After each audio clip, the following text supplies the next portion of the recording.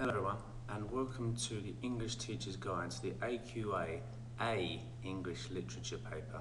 And today we're looking at part 1 of the exam and how we can create a perfect contextual linking response. Alright, firstly, let's have a look at the structure of the exam paper. So, Unit 1, this is the exam, worth 60% of your AS, 30% of your A-level. It's a 2-hour paper, it's a total of 90 marks, 2 sections. Section 1, contextual linking. You'll be giving an extract, you'll be asked to reference this in regards to the wider reading. Section 2 will be poetry. You'll be asked to create some kind of argument based on a choice of 2 questions. Now this exam paper will focus on either World War I literature, Victorian literature, or the struggle for identity in modern literature. However, today we're going to concentrate on World War I literature, but the technique is exactly the same. Alright, so let's see if you've been working hard this year. 2 things I want to ask you. How are the marks shared out between the 4 assessment objectives in the exam?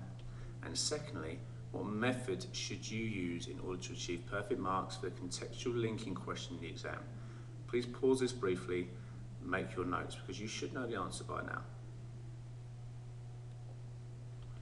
Okay, this is the mark scheme. So you can see we've got AO1, 2, 3 and 4. AO1 is your ability to write properly, use terminology.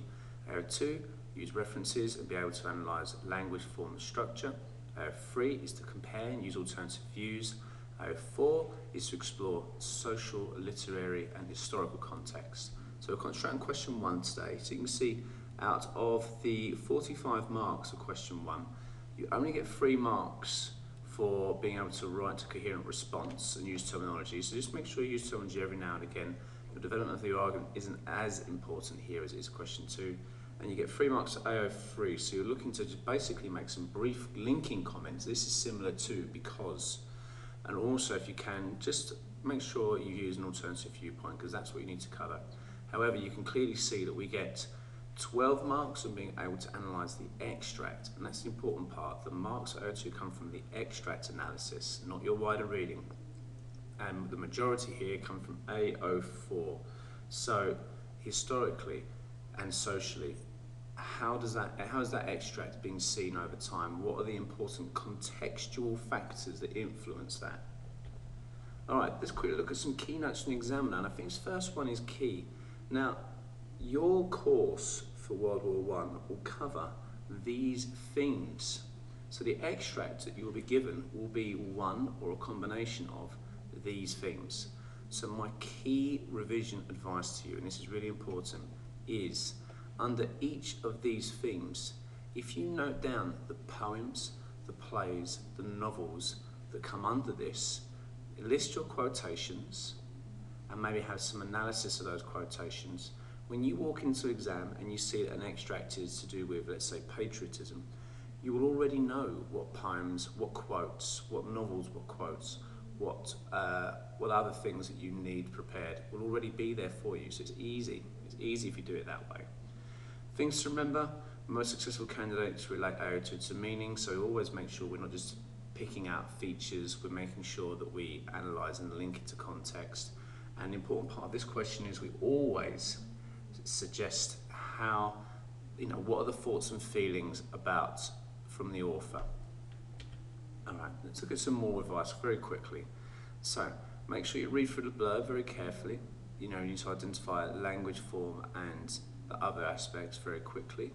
It asks you to annotate the extract as you read, highlighting key parts. The examiner asks you to plan your response. Make sure that you have covered structure, form and language and link to wider reading. And then these are basically what the mark scheme is asking you to do. And at the end, proofread carefully. If you need to note it down again, please pause this at any time, but we need to continue. We've got a lot to get through. So, the planning. This is how we're going to do it. 1. Read through the blurb carefully and begin to immediately note how those contextual form factors influence the piece. So this is a diary written in 1954. This is a memoir written in 1980 by a soldier, by a woman who worked on the front line as an ambulance driver. What we need to do with that information is immediately begin to note down what we'd expect to see from the extract given that information. Secondly, we need to work chronologically through the extract. First things first, read through it and identify the thoughts and feelings and whether they stay the same or whether they change. They are your points to this piece. You know, the writer feels this, there's a sense of this in the extract. They are your points. What you then need to do for those points is to make sure that you've covered language, form and structure for those points if you can. You should try and use language, form and structure for every single point if possible, but overall you need to make sure you've covered language, form and structure in the work.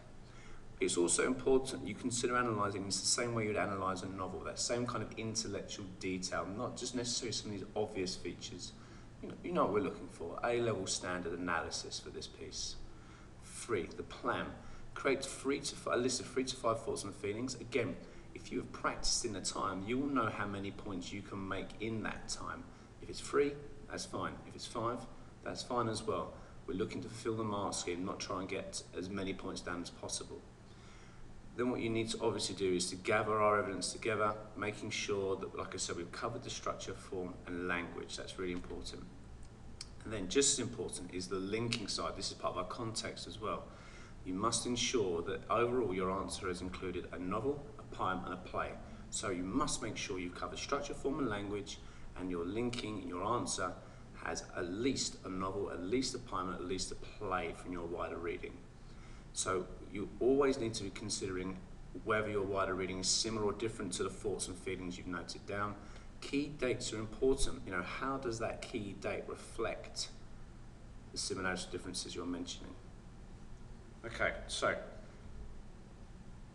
finally, every opportunity you must link your analysis to AO4. Really important. So let's look at our planning very quickly, shall we? So this is an extract taken from 3 years ago. There's a link on this website so you can access all the past exam papers. And I just want you to pause this very quickly and have a read.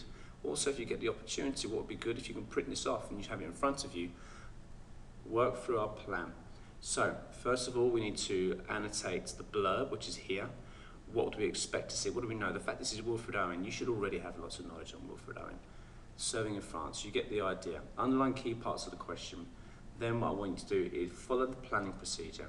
What are the thoughts and feelings in this extract? List them down. Then what you need to do is make sure that you've got your evidence and you've analysed language, form and structure for each one and have your links. Okay, so pause this very quickly and have a go. You should have about an hour's response. You're looking for about 20 minutes maximum for this planning time. Okay, so let's have a look, shall we, at what we could have done. So I'll just make this a little bit larger for you. So, here's some of the key parts of the question. So the letters, again, straight away, form is a personal feeling, may be censored due to the Dora Act, Defence of the Realm Act. Self-censorship may be in place onto her. So you can see, I've looked at the form and said, right, well, this is what I'd expect to see. And use of the Dora Act, self-censorship, that's all context. That's all the things you expect to see. All right, Wilfred Owen, army officer, serving in France should be there as well as on the front line. You can read my notes there. I've also underlined the key parts of the question. Now, this section is always exactly the same, but just read it to calm you down, remind you what you're supposed to do, and all your revision will kick in. Now, you can see, if we expand this a little bit further, here is my analysis. So I've started, this is not extensive. This is not extensive. Your work should be covered with your notes, your points and ideas. So straight away, 1917. Post-Somme, more likely to be anti-war, a year before Owen's death. Form I've got covered here. So it's this idea of the collective pronouns, so our, gives a sense of unity, soldiers trained together. Again, you can hear the context. Feels, I've got thoughts and feelings here. So he feels a sense of pride at achieving the objective. So there's a point I can use. He feels that war is incessant. There is a point I can use. He thinks the conditions are awful. Here is a point. He feels a sense of brotherhood, family away from home. Creates a sense of separation. There is another point. So I've got 4 straight away. Sense of duty, 5. Sense of anger, 6. I pick the ones that I need. I probably only end up only using 3 of them.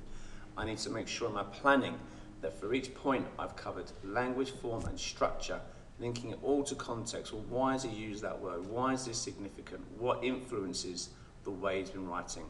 And then I also need to, as you can see at the bottom, I've decided, right, well, this reminds me of The Volunteer, Birdsong, The Letters Home, and Journey's End. It reminds me of the Colonel, who doesn't really have an idea of what's going on, but also rallies letters home as well. I need to use my key dates, so I can then reflect, compare the use of the dates here to the dates from the writing before. So that's the kind of thing you should do, and you'll end up with a plan that looks in part a bit like this. So I've only really finished point number 1 for you. So, sense of pride. There's my language, there's my form, there's my structure. So we've got link here as well. So I'm looking at Afscripts of Volunteer, which is written in 1912. So again, look, you can see I'm already starting to analyse the date. 2 years before, no experience of First World War, didn't actually fight.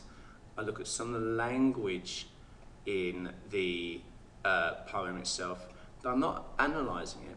I'm just simply highlighting what it shows in comparison to the texts, and then I can make my further ideas. So that we finish that for all of our points. And again, we need to remember, we need to make sure that we've got language, form and structure covered. We need to make sure that in our wider reading, we've got a novel, poem and a play also prepared. Again, those themes, prepare your analysis beforehand, and then you'll be absolutely fine. So the introduction. This is how we're going to be writing this now, and this is important. So state the writer, the form, and place the text in context. You should then highlight the writer's thoughts and feelings and begin very briefly to explore whether these feelings were similar or different to the general feeling of the time.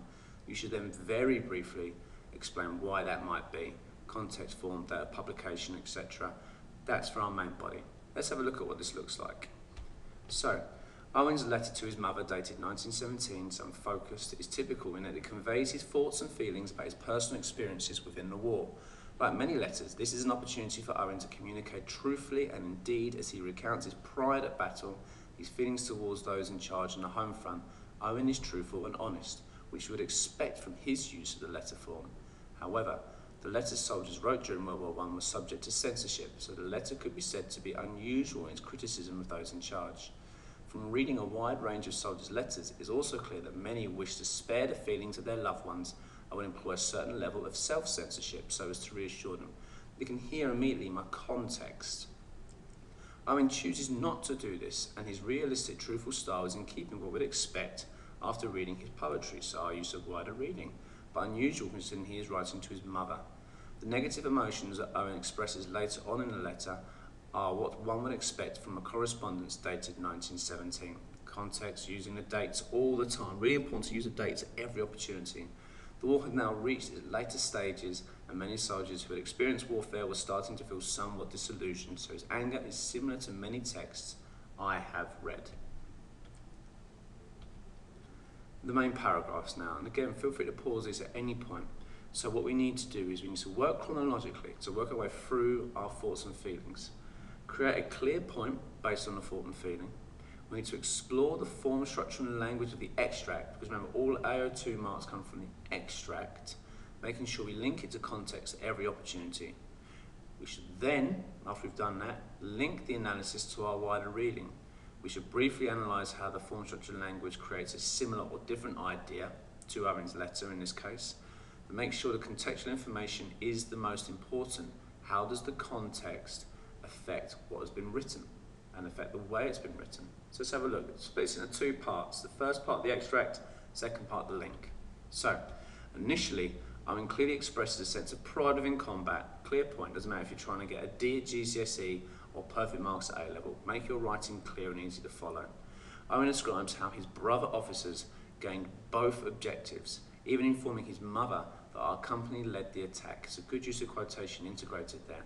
Being that this is the first thing Owen writes of, so structure, it clearly highlights a sense of importance, though he could also be wanting to pass on good news to his family to show that he is doing well at war, as most news post-1916, due mainly to the First Battle of the Somme, would only report on the daily casualty list, linking to context whenever we can. Interestingly, as an officer, so more context, Owen would have been expected to censor his own letters due to the Dora Act, but it seems, and there's our plan integrated here, but it seems that Owen does give quite a lot away, which may have been frowned upon in case mail was intercepted by the enemy. More context. His pride is also visible in his use of collective pronouns, so analysing language now, our, we, and brother officers, which creates a sense of unity, which is also mirrored by the fact that Owen has written the letter in one whole paragraph, so structure again, although this may also be due to the rushed life of the soldier. More context, and family, which is typical of the writings of the time, as the men would quickly come to regard their unit as their family away from home, as well as the fact that they were trained to work together in order to achieve their aims. More context. Linguistically, lexis, so terminology, such as admiration and excellent, manifests a positive tone, so form as well as language, highlighting the joy Owen feels at completing a mission or a sense of relief at surviving another day. Owen died before the end of the war in 1918. Therefore, a reader with hindsight would feel a sense of foreboding for the writer who had just over a year to live. There's the extract. Structure, form and language, clear point, everything's linked to context where possible. This is the linking section now. Owen's pride at taking part in battle appears to be different from most of the other texts I've studied, so there's our AO3. However, excitement is mirrored in some of the early war poetry, such as Herbert Asquith's The Volunteer, written 1912. So there's my key date, always get that in, although in very different ways.